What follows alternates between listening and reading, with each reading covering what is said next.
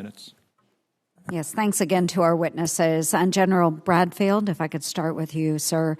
I am increasingly concerned about China's investments in our critical mineral markets in the Western Hemisphere.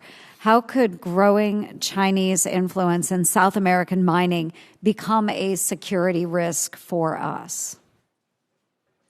Yes, ma'am. Thank you, Senator, for the question. The Joint Staff is gravely concerned about any seemingly economic deals with China in the hemisphere because of dual use purposes. Some of their companies could easily be used for military application later. So any access that they gain through a business deal in the hemisphere may be militarized down the road. Mm-hmm. Yeah, I do agree with that, and I have grave concerns about it.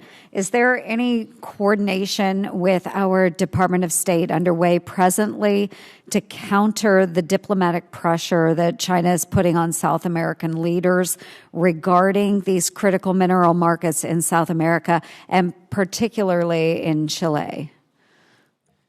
Ma'am, I'd have to defer specifically to Department of State, but I can tell you that the Joint Staff works with the interagency to share information and concerns, and as we detect and monitor and establish these well-founded relationships we have throughout the hemisphere with our partners and allies to share that information with the appropriate entities.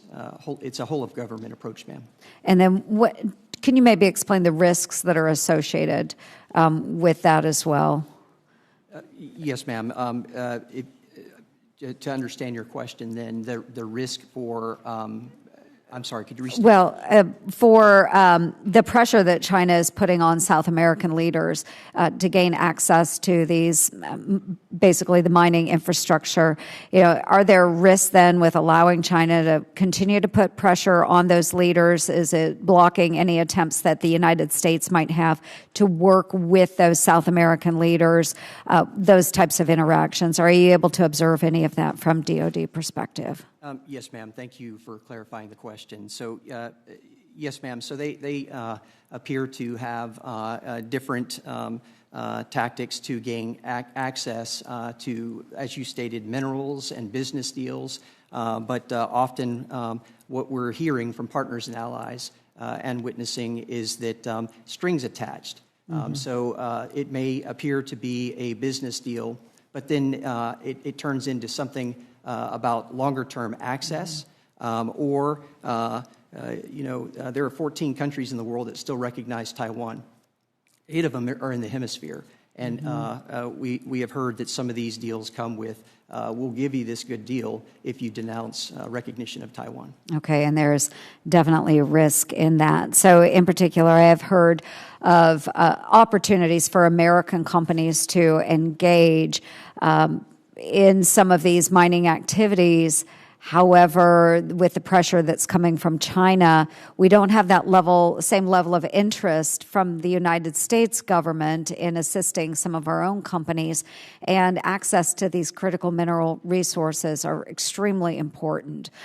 So I appreciate your feedback there. And General Bradfield, an increasing PLO presence in Southcom's AOR has direct implications for DoD requirements given the strategic location along critical sea lines of communication like the Panama Canal and the Strait of Magellan at the southern tip of South America.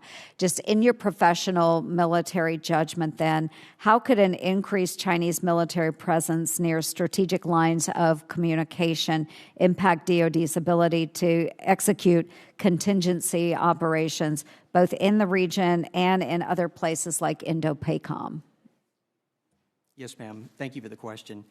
So we are watching that closely and working with our allies and partners throughout the theater, not just Panama. But certainly your question is how could it impact? It could certainly impact if China, for example, had control of the Port Authority on either or both ends of the Panama Canal. It could restrict movement.